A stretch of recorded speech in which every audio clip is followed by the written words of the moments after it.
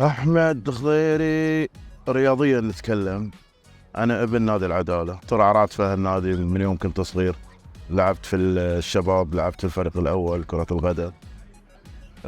بعدين تدرجت في أكثر من لعبة، لعبت كرة يد، لعبنا سباحة، يعني يمكن صغار نتنقل من لعبة للعبة، بس في النهاية استقرينا على كرة القدم حتى يعني نهاية مسيرتي الرياضية، وبدينا في مجال التشجيع ودعم النادي.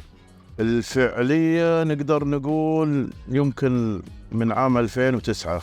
قبل 2009 كنا موجودين ونشجع، لكن كانت اجتهادات شخصية، يعني كانوا موجودين طبعا ناس قبلنا مع بداية تأسيس النادي زينا، كانت اجتهادات شخصية يعني.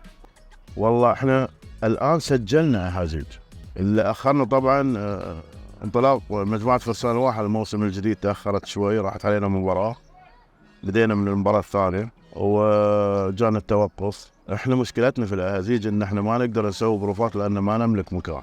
يعني احنا النادي الوحيد يعتبر اللي نملك رابطة فعلية ونملك جماهير، لكن ما عندنا مكان لإقامة البروفات. أغلب الأندية البروفات تشوفها في مدرجات النادي داخل الصالات، احنا ما نملكش، لكن الآن موجود وجاهزة، وإن شاء الله قريب رايح نطرحها بشكل يعني مباشر في أقرب مباريات إن شاء الله. أنا دائما متفائل، أنا على طول متفائل في أي مباراة مع أي فريق في أي مرحلة من المراحل. أنا مع العدالة متفائل على طول. برضمك سنة الصعود الأولية، يعني قبل 4 سنوات، المباراة اللي صعدنا فيها للدوري الممتاز لأول مرة في تاريخنا، كانت ذي المباراة يعني أعتبرها خيالية. أول شيء كانت في رمضان، حتى الإفطار كان الإفطار في الملعب، وجهزنا المدرج وبدينا التشجيع حتى قبل دخول الفريق بساعة. يعني الفريق ما وصل للملعب والجمهور بدأ يشجع. يمكن كانت المباراة دي خيالية، الجمهور كان خيالي، تشجيع امتد يمكن أكثر من 5 ساعات إلى البلد. يعني حتى ذاك اليوم ما تسحر يعني من الفرح. الروتين ما هو بيوم المباراة، احنا قبل يوم المباراة، يعني حتى قبل يوم ويومين وثلاثة نبدأ نطرح الأفكار.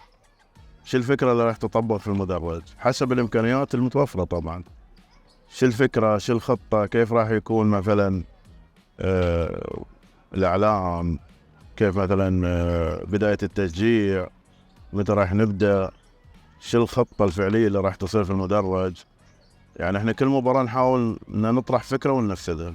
اما يوم المباراة تقريبا احنا نخلص شغلنا قبل المباراة بيوم، الاغراض توصل الملعب قبل يوم، تجهيزات قبل يوم. يوم المباراة فقط نكون مستعدين لتجهيز حق تنفيذ الفكرة اللي يعني احنا طرحناها قبل المباراة.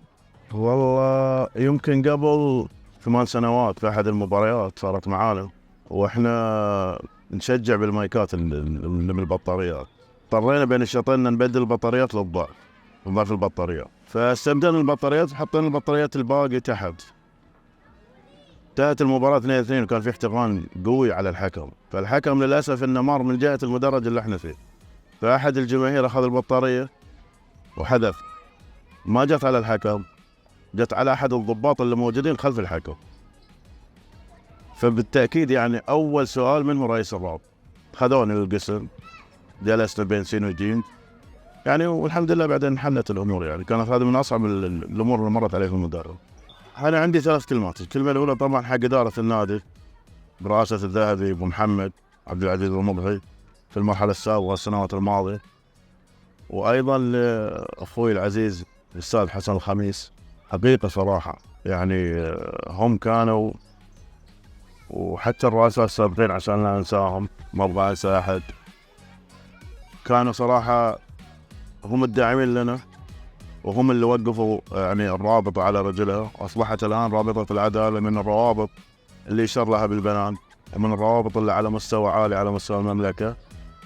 فكل هذا طبعا بفضل الإدارة والدعم اللي صراحة يعني ما هم قاصرين معانا. الشيء الثاني، الإنسان اللي يمكن أنا مرتبط معاه في كل شيء فيما يخص الرابطة، تعبته تعبني، نتناقش كثير، لكن يعلم الله أنه دائما يعني يوفر لنا يعني اللي يقدر عليه، اللي هو الأستاذ أحمد الحافظ، اللي صراحة يعني أشكره شكر خاص على وقفاته، على دعمه، مو مقصر، سواء هو أو حتى الأستاذ سن السبيعي المدير التنفيذي، لأنهم هم اللي دائما معانا أول بأول. الشيء الأهم طبعا شكر وثناء وتقدير لجماهير الحليلة والأحساء على وقفتها الدائمة معانا، مو بس السنة اللي فاتت أو السنة هذه، على مدار السنوات كلها كانوا صراحة خير دعم، خير سند للعدالة. وقفتهم كانت مؤثرة صراحة، حتى أصبحنا من أفضل الجماهير على مستوى المنطقة وحتى على مستوى المملكة. حضور أكثر أو ما يقارب 200,000 الموسم الماضي، ومعدل ما يقارب 13,000 المباراة الواحدة، أمر كبير وإنجاز مهم طبعا لنا في العدالة ولجماهيرنا. شكرا لهم من القلب، نتمنى إن شاء الله أن دعمهم يستمر في المرحلة الجاية.